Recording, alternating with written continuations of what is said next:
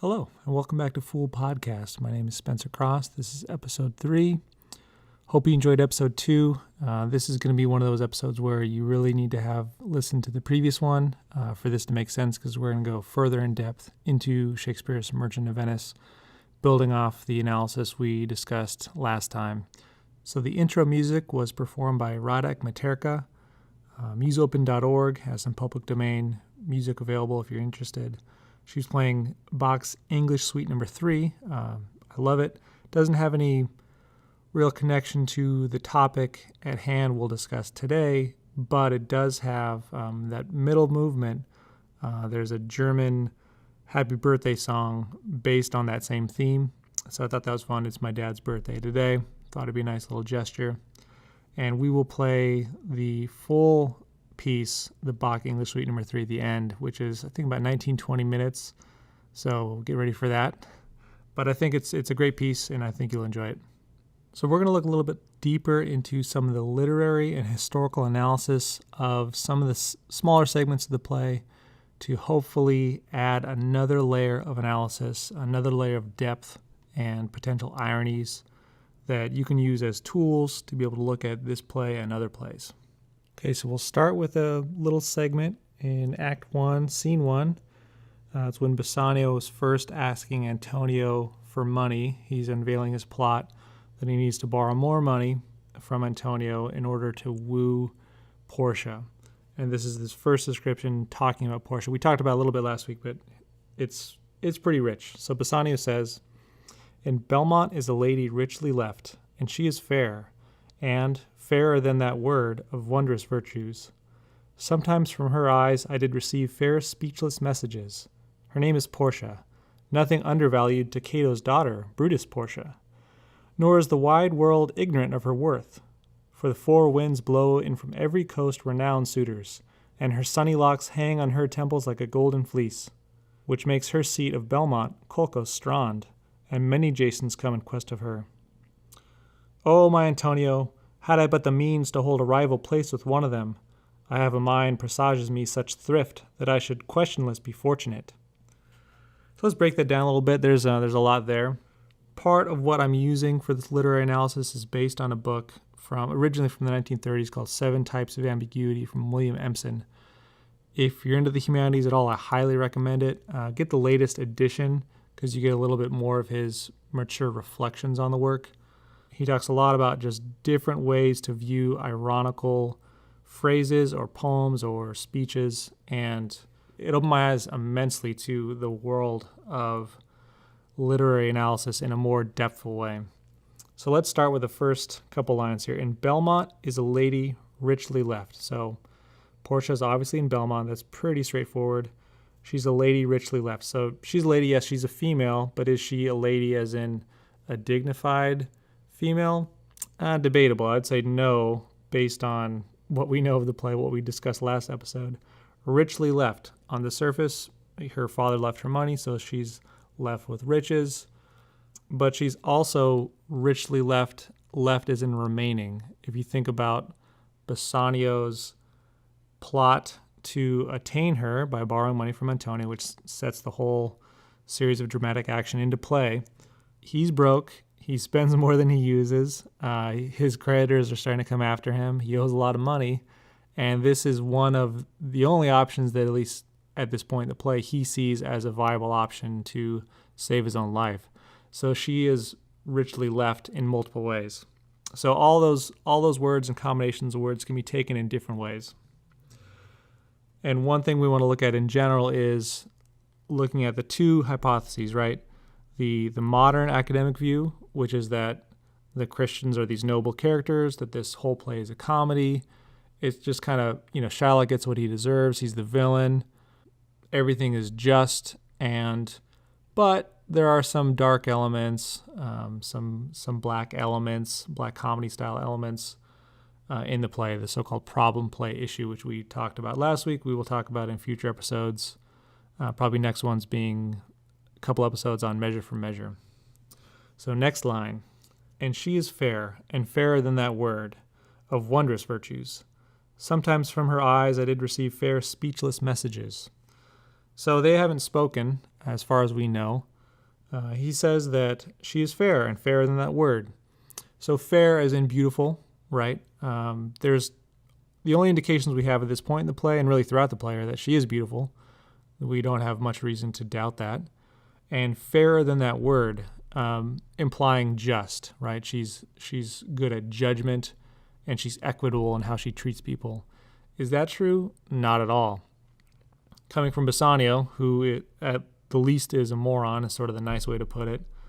But perhaps, as we discussed last time, a very, very clever moron who wins in the end despite his incompetence and his not really risking anything, whereas most everyone else in the play risks something and stands to lose.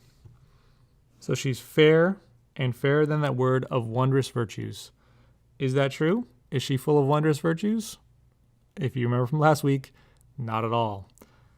So we can look at that a couple ways. Bassanio is a moron. He doesn't know how to judge people's characters.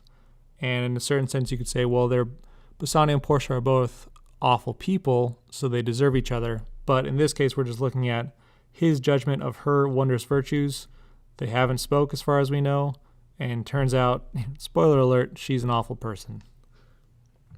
So there's many ways you could take those lines, and that kind of gets back to what we were talking about last week. Based on the hypothesis, either the modern academic view or what I discussed, if it is a true tragedy wrapped in a comedy, then each one of those lines and parts of those speech all taken together have multiple meanings, because they're often saying the opposite of what's true, or they may not know what they mean, etc., etc. So there's many more layers for this hypothesis than the other hypothesis. The other hypothesis, these lines, you're just taking them at face value. Oh, she's fair, and fairer than that word. She's beautiful and just. She's a great heroine. She saves the day. She finds this legal loophole to make sure everyone's happy, except some of the main characters. All right, line 165. This is a fun reference here. Her name is Portia, nothing undervalued to Cato's daughter, Brutus Portia. So Shakespeare wrote Julius Caesar. I think he wrote that before this play, but he certainly was a very knowledgeable person, and he knew about who Portia was in the play Julius Caesar. You may remember Brutus and Cassius and others, but the primary conspirators against Caesar after he crossed the Rubicon, seized a certain level of power in Rome. This is, by many accounts, the start of the empire in that phase at that time.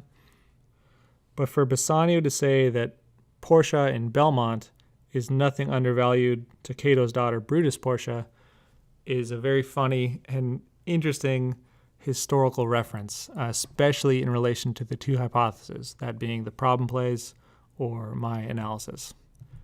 So a little bit of background on Portia from ancient Rome, the wife of Brutus. Around the time that Brutus was plotting the assassination of Julius Caesar, along with Cassius and others, Portia had a hunch that something was going on with Brutus's mind, that he had something that he wasn't confident enough to share with Portia. There's a lot of debate on this, but one major theory holds that Portia thought that Brutus couldn't trust Portia because if Brutus were to tell Portia information, then she could potentially be tortured and divulge that, signifying that as a female, she was too weak to really be truly in Brutus's confidence. So she went on her own and stabbed herself, cut her own flesh to prove that she could take that kind of pain, kept that a secret, then eventually revealed it to Brutus as a sort of test of faith. Eventually, Brutus broke down and ended up confessing the nature of the plot to assassinate Julius Caesar. And at that point, Portia signaled her support for her husband to say, look, I'm with you. Thank you for divulging this to me. Worth noting that at that point, she had a chance to change the events. This is, of course, a tragedy of Julius Caesar, so it's not necessarily useful to blame it on one individual. A lot of the aspects of a tragedy that you're looking at a cultural collapse, the failures of a whole culture to prevent something that seems inevitable, or just the fact of that inevitability itself. But interesting to note that she had a potential. She's brought in the confidence. She could possibly think about how significant the death of Caesar would be. And of course, modern thinkers or modern people like myself can view it with hindsight and say, well, she had a chance. But that could be fair or not, depending on your view. So Portia supports Brutus. He ends up following through with the assassination plot, and they stab Julius Caesar, using daggers into his flesh. So keep in mind some of the parallels with the Merchant of Venice at this point. So after Caesar's death, two armies emerge, one led by Mark Antony and Octavian, the other led by Brutus and Cassius. There's a series of battles that are fought. Somewhere between the first and second battle of Philippi, Portia believes that Brutus has died, and Portia goes and commits suicide. So if you take all those characteristics of Roman Portia into account, and then jump back in time to Bassanio saying that Belmont Portia is nothing undervalued to Brutus Portia, there are potentially many layers there. If you look at the academic view, I'm just going to call the romantic view from here on out because it's might be a little bit simpler. It's a childish romantic view of these characters. So if we take that overall image of Roman Portia and compare it to Belmont Portia, then look at how Bassanio on the surface is using it as a compliment, but then we remember that Bassanio is a moron, and that is just one small layer that brings into question the romantic hypothesis, where we ask, does he really think that Roman Portia is someone to emulate, and does he really think that this person, Belmont Portia, is at the same level? Are those two positives? Or we know from the play that Belmont Portia is definitely a negative, and from what Shakespeare knew of Portia, I just read it, he probably wrote the Julius Caesar play in 1599, so maybe 2 years after Merchant of Venice. So it was likely in his mind, at least to some degree, when he's writing this. So which one makes more sense, right? Which form of writing, from a literary perspective, has more potential layers of irony to draw from it, right? Do we think Shakespeare is just, a decent writer, or is he a genius, excellent writer with many, many, many layers? There is another potential interpretation here that we can bring up. Her name is Portia, nothing undervalued. If you take it as her name is Portia, nothing undervalued to Cato's daughter, and that's not how it's phrased with commas or anything, but that's a potential. If we are to think about Bassanio's view of Portia overall, right, think to the rings issue in Act 5, the fact that he isn't concerned with keeping the first promise to his wife and may not actually view her as any kind of worth, that this is all just a ruse to be able to get himself into a better state, to flee his creditors, etc., then there's the potential. It's within the realm of reason to assume that he might view her as nothing. At least his pledges reflect that. His spoken pledges do not, but his actions betray that concept. So that's another one, and that layer is just one example of the layers you only get with a more advanced hypothesis beyond the romantic. So speaking of rings, I want to jump forward for just a moment. We'll jump forward to Act 3, Scene 1. This is when Shylock is wailing, running around the streets looking for his daughter Jessica and the fortune that she had taken along with Lorenzo, I believe Bassanio's buddy. Shylock's friend Tubal is telling him about the fortunes he had heard had been lost, and Tubal tells Shylock, "One of them showed me a ring that he had of your daughter for a monkey." Shylock says, "Out upon her! Thou torturest me, Tubal. It was my turquoise. I had it of Leia when I was a bachelor. I would not have given it for a wilderness of monkeys." So we infer that he's talking about his late wife, Leia, Jessica's mother. As much as money was valued by Shylock, we talked about that last time, being the foundation for his existence and occupation, he's saying this ring, he wouldn't have given it for a wilderness of monkeys. This ring was so valued to him because it was given to him by his late wife, Leia. Can we trust that Shylock is telling the truth here? I think absolutely. If you think about his actions throughout the play, we don't condone it, of course, but his commitment to follow through with the cutting the flesh, I mean, this guy is going to stand behind what he says, right? So I think we can say he's telling the truth in this instance, and that he would indeed not give up a wilderness of monkeys for this ring. That's how valuable it was to him. Compare that, of course, to the 2 rings with Bassanio and Lorenzo, and it's a decent small level contrast between the 2 qualities of characters, right? So we'll jump back to Act 2, Scene 1. This is the first instance of the Prince of Morocco and Portia discussing the treasure chest game, the lottery. So Morocco begins by discussing his skin color. He says, "Mislike me not for my complexion, the shadowed livery of the burnished sun." So he's talking about his dark skin. And he ends his phrase saying, "I would not change this hue, except to steal your thoughts, my gentle queen." Portia replies with, "In terms of choice, I am not solely led by nice direction of a maiden's eyes." We could take that in a few ways. Depending on if we view that she rigged the game or not, this will have different implications. But she says, "I'm not solely led by nice direction of a maiden's eyes." So if we're saying the game is accurate and true, then that state is entirely false. She's not led by a maiden's eyes at all. She's led by the lottery system, the treasure chest game. There are certain subdued implications of that line, though. Solely led, as in led by her soul, which, if her soul's evil, which is what I'm saying, then she is led by her soul, and that is how she is solely led in both senses, solely by herself and solely with her soul. There's also, of course, a funny potential subdued pun with solely led, as in led is what ended up being the correct answer, but I think it's remote, especially if she rigged it according to the way I prescribed.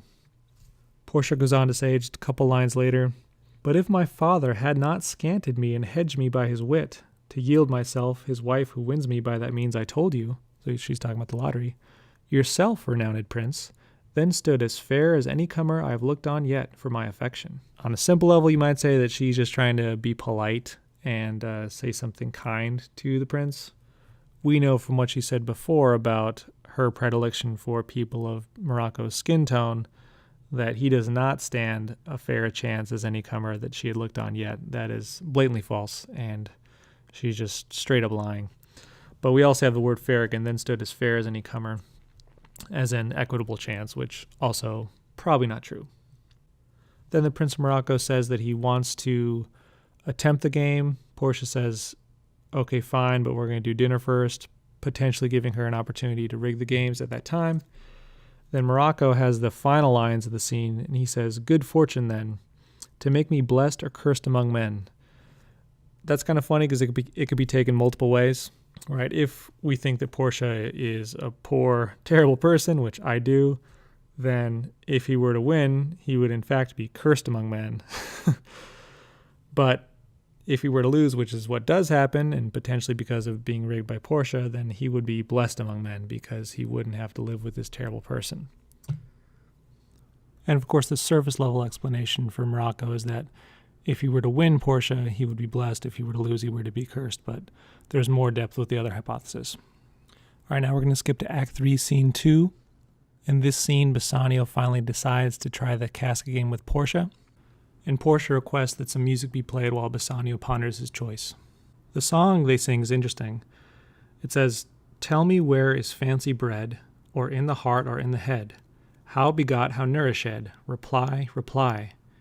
It is engendered in the eyes, with gazing fed, and fancy dies in the cradle where it lies. Let us all ring fancy's knell. I'll begin it, ding, dong, dell," and then everyone replies, ding, dong, dell. As a poem, there's a few interpretations you could take from these lines. Tell me where is fancy bred? Fancy being nobility or outward shows of wealth or ornament, right? That's a common theme throughout this play, a subdued theme, but what is nobility? Who is just? Who are the good? Who are the bad? In a simple sense, of course. Is nobility something you're born into, or is it a quality of character that you possess as a human being regardless of social stature? Venice, while of course being considered the serene republic, as it was known then, in historical reality is a terrible empire. So while they might have claimed to be a modern nation relative to that time, showing equanimity among men, as we've seen through the treatment of Shylock, that was not the case. Even though fortune is a common theme, right? Many of the main characters rely on some type of gamble, in a sense, to drive their actions. Antonio betting on the fact that if he puts on all this money to Bassanio, Bassanio might return his love. Shylock and Antonio both engaging in a bet of sorts. Bassanio betting on his ability to borrow more money to potentially elude his creditors if he were to win Portia and to play the chess game, which is a sub part of that gamble itself. The two other suitors, Morocco and Aragon, gambling with the chess game as well. Portia gambling not only with her choice of suitor, potentially rigging the game, but also gambling on committing legal fraud to help her new husband, so on and so forth. It's a common theme. But is there really any fundamental equity in any of those gambles among the major characters? No, not really. Not if we look especially at how Shylock is treated, even though he really won the bet. So that's one way to think about those first few lines. Tell me where is fancy bred, or in the heart or in the head? How begot, how nourished? Reply, reply. These next lines, it is engendered in the eyes, with gazing fed, and fancy dies in the cradle where it lies. There had been two references before this point about soft, speechless messages between Bassanio and Portia, and also between Lorenzo and Jessica. It's a funny, smaller point that Bassanio did not recognize Portia, even though he claims to have focused on her eyes so much before in his wooing, his initial wooing. But then the second part of that line, and fancy dies in the cradle where it lies. A sort of long-term, subdued thread of concept that nobility is not really something you're born with. It's a quality of character in a human being itself.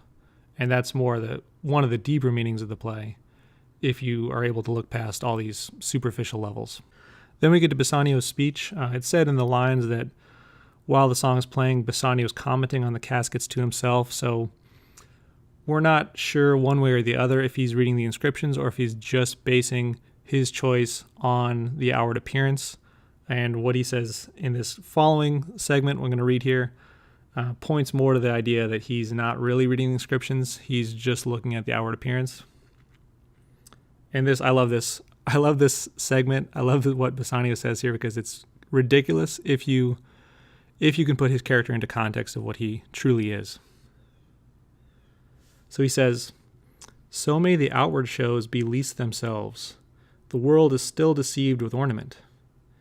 In law, what plea so tainted and corrupt, but, being seasoned with a gracious voice, obscures the show of evil? So on the romantic academic view, he's ostensibly saying that substance is more important than ornament, right? So may the outward shows be least themselves. The world is still deceived with ornament. You could also take that in different ways. The fact that he, as a noble type of, he's not a prince, but he's somewhere in the nobility, has really no nobility from his character. So in that sense, his outward show is least himself, or least themselves, because he's not noble, in fact, at all. The world is still deceived with ornament. That could be a certain kind of commentary about Venice itself, right? The Serene Republic is anything but serene. This next part's a new sub-idea. In law, what plea so tainted and corrupt, but, being seasoned with a gracious voice, obscures the show of evil? On the surface, he seems to be promoting the idea that evil laws could be obscured with grace. Another layer of that, though, is if you think about Portia's plea, Portia's evil legalism, given through a gracious voice of Portia, which we have reason to believe is a gracious speaker, at least on the surface, obscures a terrible evil in what happens to Shylock.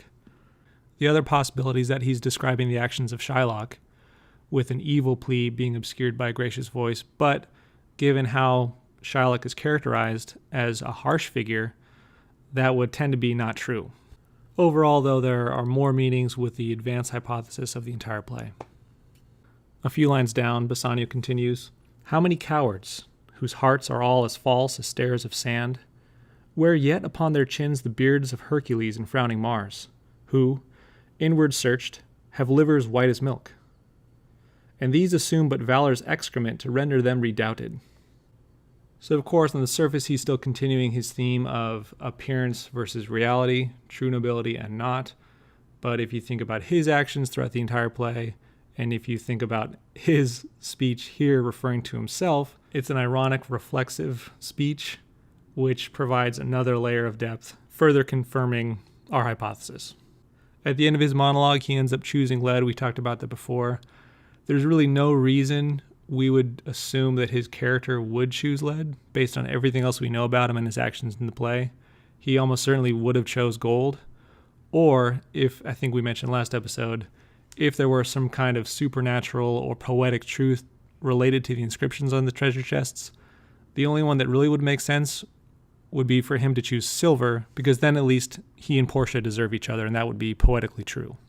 But just to reiterate from last episode, there's no reason, either from a logical, plot-driven sort of view, if you view the motives of the characters, why Bassanio would have chosen this casket, or from a supernatural point, why that casket, based on the description and the appearance, would be the correct choice.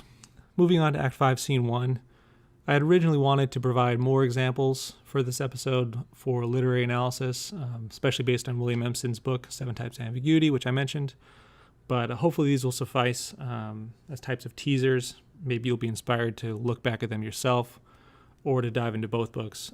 We will do future episodes on different Shakespeare plays and other topics, but we will revisit the literary analysis as well in other plays for sure.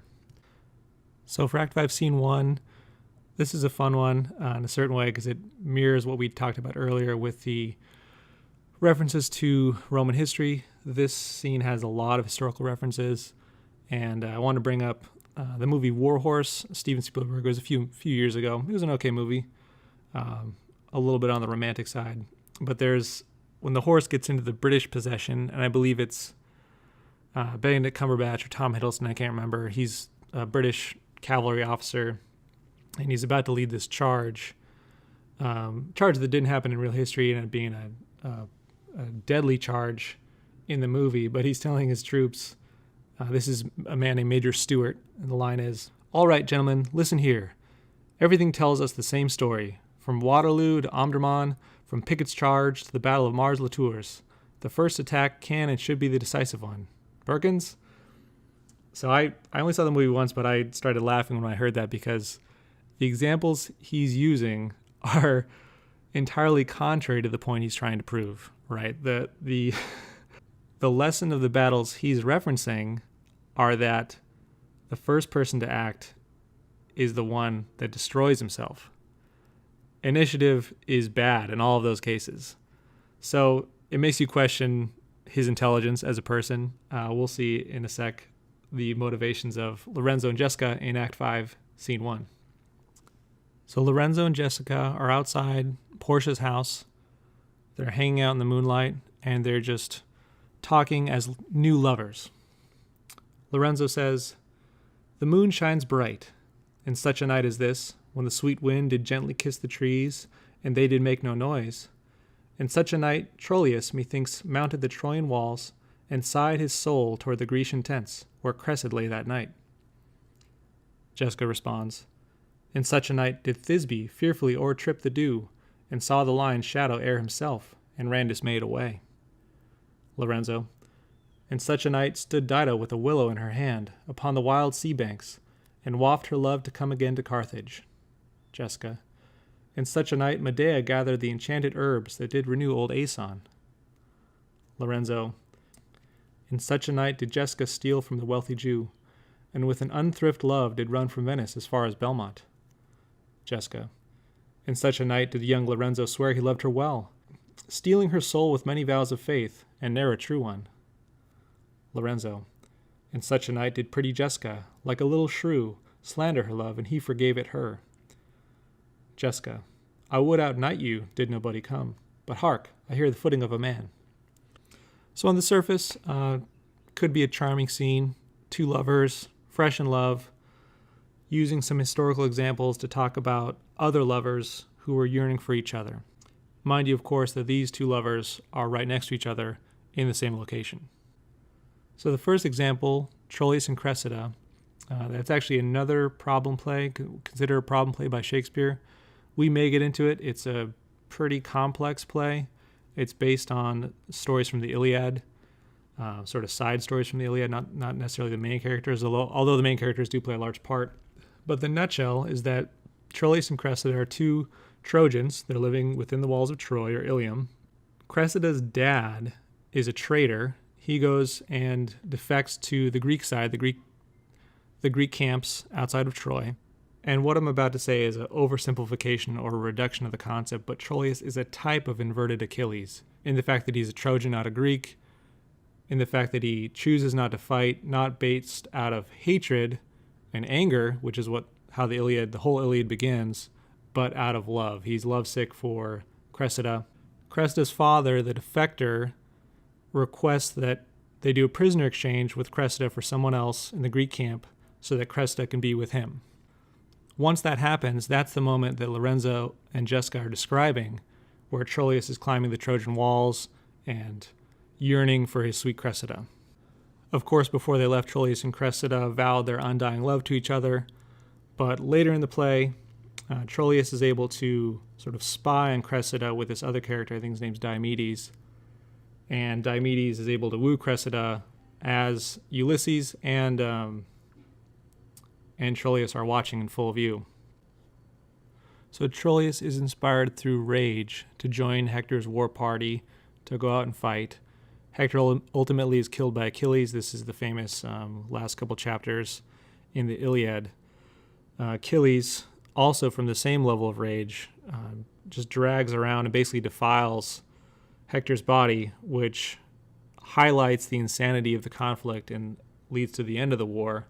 But it's through just the depths of human violence that there's any kind of resolution. So that's just the first reference of Lorenzo and Jessica, when Lorenzo says, "Troilus methinks mounted the Trojan walls and sighed his soul toward the Grecian tents where Cressida lay that night." So obviously on the surface, it seems like a sweet romantic thing to say, oh, on a night like this, Romeo and Juliet, when that's a different story altogether. It's kind of the same example, but I think you get what I mean. And the depthful layers are that there's something else entirely going on with the superficiality of the romance of these characters. Second example, Jessica saying, "In such a night did Thisbe fearfully o'ertrip the dew, and saw the lion's shadow ere himself, and ran dismayed away." This, of course, is a similarly famous couple from history, Pyramus and Thisbe. If you've read A Midsummer Night's Dream, which I would argue is more of a standard comedy, classic comedy, and honestly just an entertaining story. They have the play at the end of that play. They have a play within the play, I believe it's Act 5, re-dramatizing Pyramus and Thisbe and looking through the small chink, the small hole in the wall, played by one of the actors. This is a story from Babylon. Two lovers that could see each other through the wall were forbidden, ended up finding out a way to meet each other, but through a confusion not unlike the confusion in Romeo and Juliet, where one thinks the other is dead and kills himself, and then the other thinks the other is dead and kills himself. It's a so-called tragic love story. And that's the second example.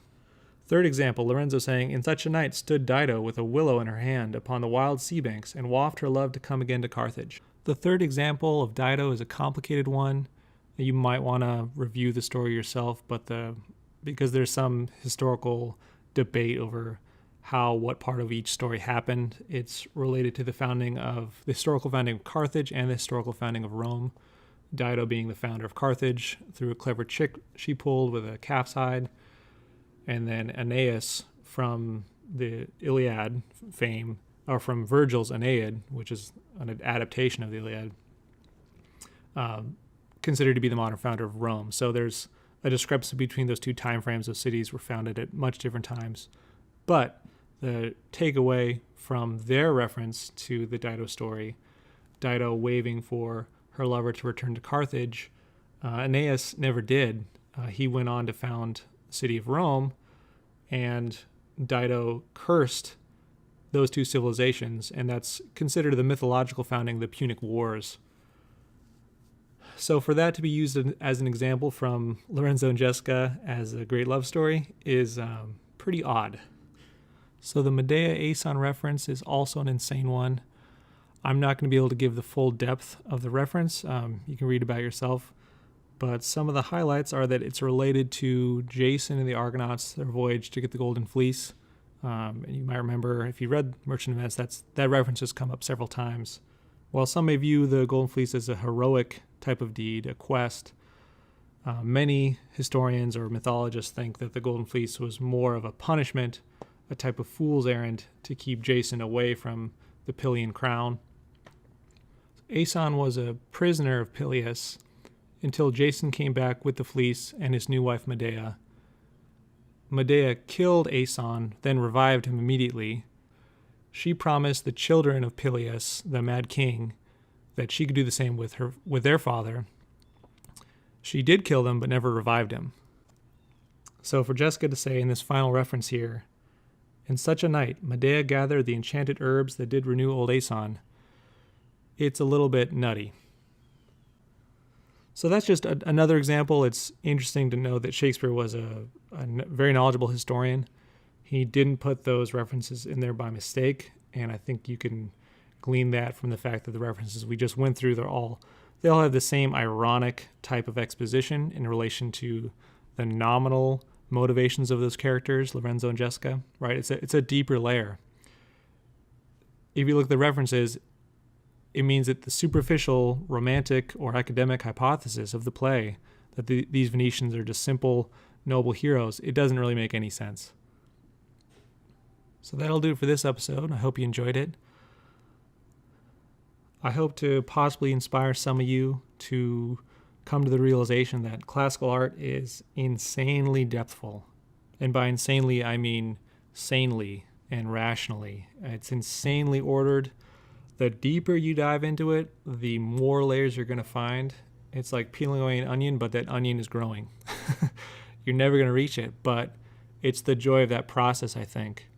I just don't think you get that with other forms of art, whether they be romantic or modern art, which is kind of an impossibility, depending on your view. I'd say at least the standards have gone down significantly. So if we want to be working on a revitalization or a renaissance of great forms of art, and that can be anything, right? Literature, drama, music, any of those forms, sculpture, of course. If we are working towards that goal, then a necessary component is to study the great works, to constantly study books like this. I mean, a play like The Merchant of Venice or any of Shakespeare's plays, really, you have to read them over and over and over again.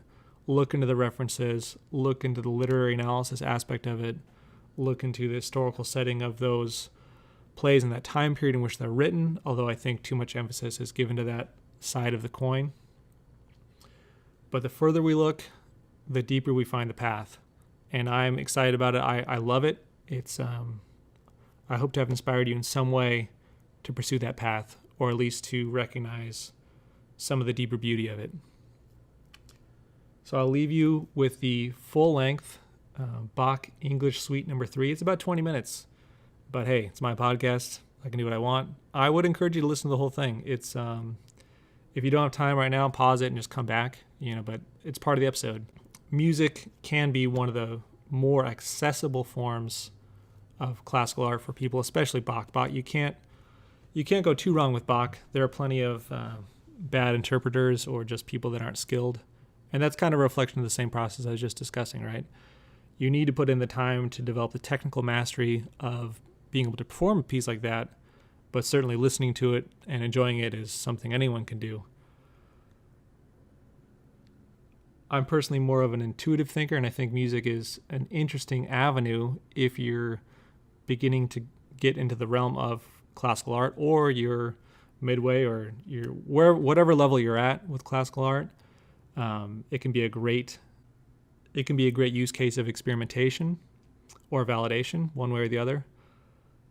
what I would suggest is to find a piece of music you like. Bach is a great place to start. Mozart, Beethoven, Schubert, Schumann, some Chopin, some Tchaikovsky, some others, but those are I'd start with the best, right?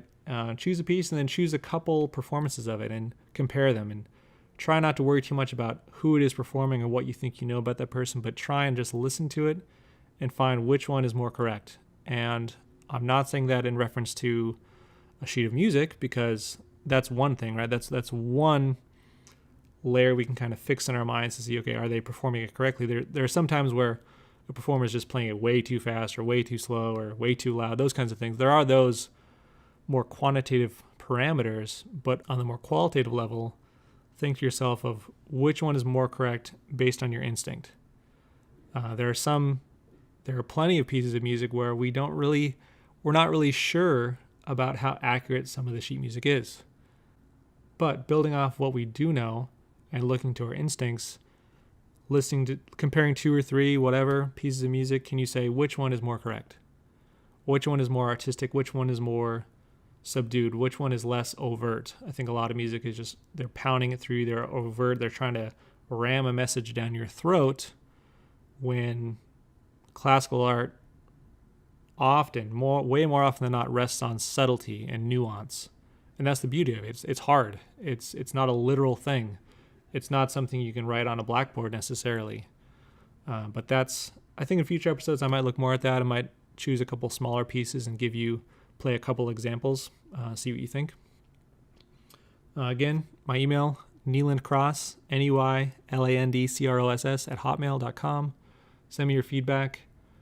I'm going to try to set up some kind of ability for my listeners to donate. The donations are going to go towards my doctoral program, if and when I get to that point. Should be in a few years. But I'd like to pursue a PhD because I want to be able to teach these topics as much as I can, because that's what I enjoy doing. So thank you again for listening. This is episode 3 of Fool Podcast, and I will leave you with the full-length recording from Radek Materka, museopen.org, and it's public domain file. Johann Sebastian Bach, English Suite, number 3. Thank you for listening.